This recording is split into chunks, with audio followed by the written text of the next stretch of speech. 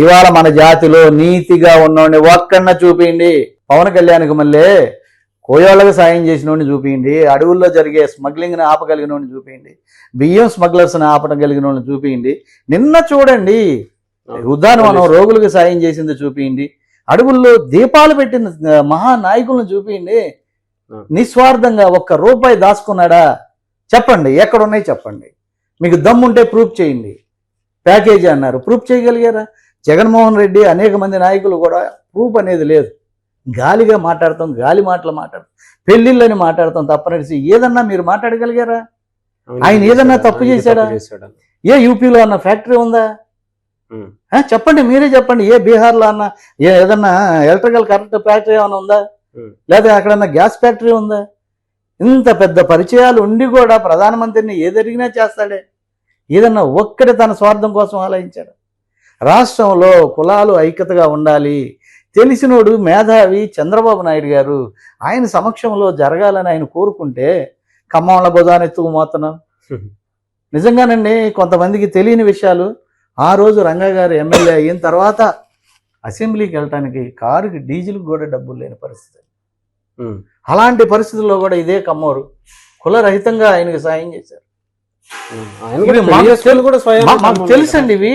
పవన్ కళ్యాణ్ గారు ఒకళ్ళే మాకు తెలుసండి ఇది. మరి అలాంటి రంగా గారిని మనం కోల్పోయాం.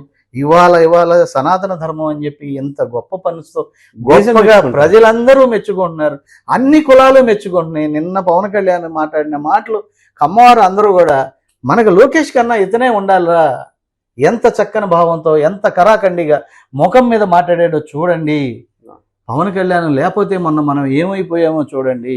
మోడీ సస్యమిరా వద్దు అన్నా కానీ నాకు తెలియదు చేయబట్టుకుని లాక్కొచ్చి పవన్ కళ్యాణ్ రెండు చేతులు కలిపి ఇవాళ కూటమికి ఈ విధంగా తీసుకొచ్చి ఇంత మంచి చేస్తుంటే మంచి చేసేవాడిని మనం మాట్లాడితే ఎలాగండి?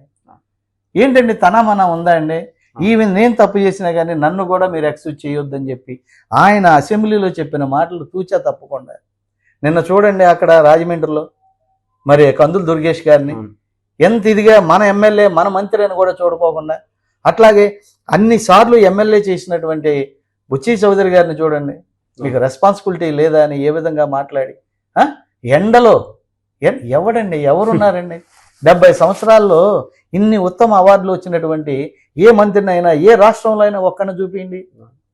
విశాల భావాలతో రాజ్యాన్ని వదిలేసి రాచరకాన్ని వదిలేసి గౌతమ బుద్ధుడిగా మారి ఇవాళ తైవాన్ కానించి బ్యాంకాక్ కానించి సింగపూర్ కానించి మలేషియా కానించి జర్మనీ కానించి జపాన్ దాకా ఎంత గొప్ప గౌతమ బుద్ధ దేవుడయ్యాడు. ఆయన ఫస్ట్ మహారాజాగా, ఆయనకి ఒక కులం ఉంటుంది కదా. అలాగే మా పవన్ కళ్యాణ్ ఇవాళ మా కులంలో పుట్టాడు. విశాల భావాలతో అన్ని కులాలకి మేలు చేద్దాం అనుకుంటున్నాడు. మా కులంలో ఇంత గొప్పడు పుట్టాడు.